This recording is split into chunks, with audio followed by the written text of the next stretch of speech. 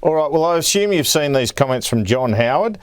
He says this is the first chapter of changes to super, and he says it's unsettling for Middle Australia. What do you say to that? Well, the first thing is the first chapter happened in 2016 under his Liberal Party. I'm not interested in a war of words with John Howard.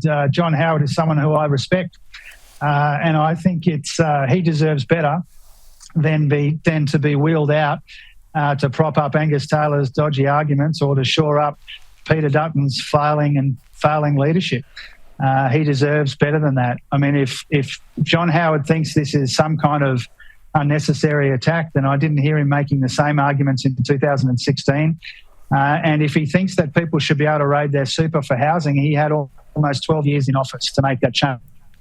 And what's better than Jim Chalmers smacking John Howard?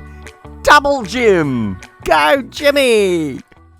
The former Prime Minister said, he's had a crack at you. He said you've lost control of expenditure, been disloyal as well in having a crack at the RBA. That, of course, is John Howard.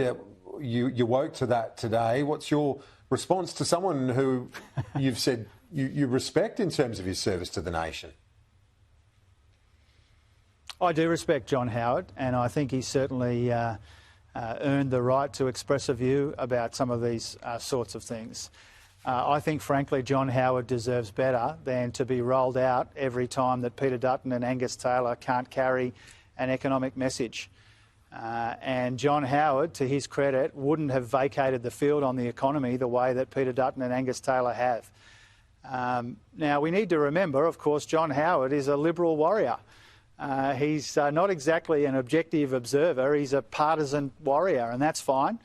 But if he was an objective observer, he'd acknowledge that we have turned two big Liberal deficits into two big Labor surpluses. We've banked almost all the upward revisions to revenue. He used to spend most of it. We found $80 billion almost in savings. The last Liberal budget had $0 in savings. And our first year consolidation in the budget was actually bigger than what he and Peter Costello managed. And so I don't have any problem with John Howard expressing a view. I genuinely respect him, but he's not an objective observer. If he was an objective observer, he would understand and acknowledge and recognise the substantial progress that we've made on the budget, cleaning up the mess that we inherited from his Liberal Party.